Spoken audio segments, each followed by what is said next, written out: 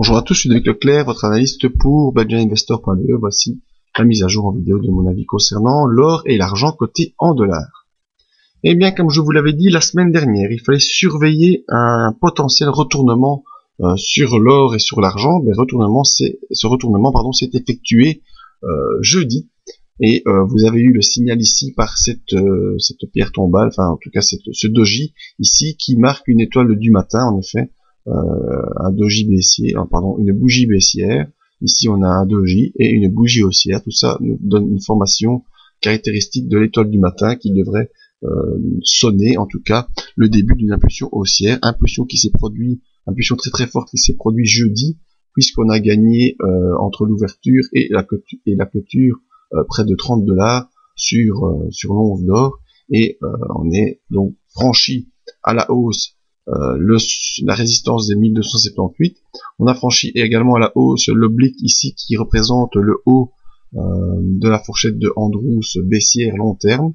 On a franchi à la hausse la M50 et on est sorti de la bande de Bollinger. Confirmation le vendredi avec une petite séance baissière de prise de bénéfice mais qui reste également en clôture au-dessus de tous les repères baissiers et de tous les repères que je vous aurais donnés. Donc on est face à une nouvelle impulsion haussière de l'or qui pourrait signer un prolongement plus grand de cette inversion baissière. Nos indicateurs pour confirmer tout cela. Vous voyez l'accélération du RSI très très forte au-dessus des 60.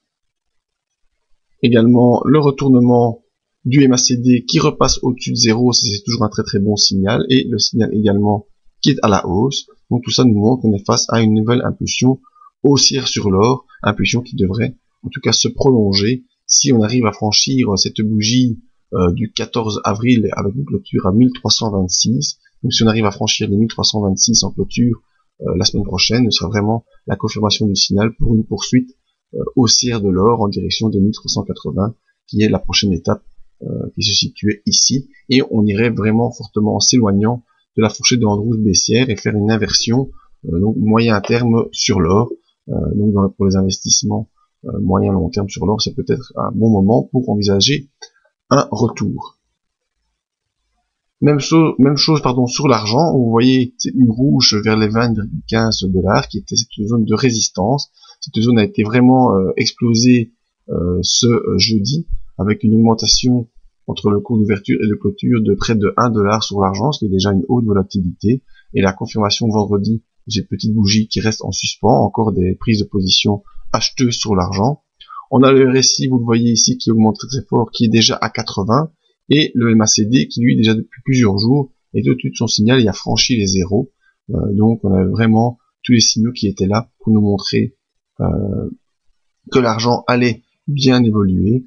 Également l'ouverture des bandes de Bollinger, comme vous le voyez, qui est aussi les signaux qui a une inversion haussière. Autre signal, s'il en a encore besoin, c'est le probable franchissement de la M20 au-dessus de la M50 pour maintenir cette impulsion. Donc voilà, avis sur l'or et sur l'argent, très positif pour le court terme et probablement pour le moyen terme, même si ça reste encore à confirmer, impulsion haussière qui devrait se poursuivre la semaine prochaine. C'est donc mon avis sur l'or et sur l'argent. Vous pouvez nous rejoindre sur le site pour les autres vidéos.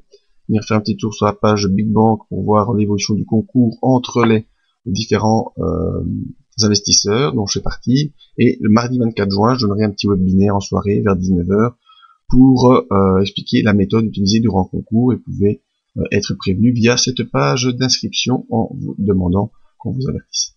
Je vous remercie à tous et à bientôt sur budgetinvestor.be.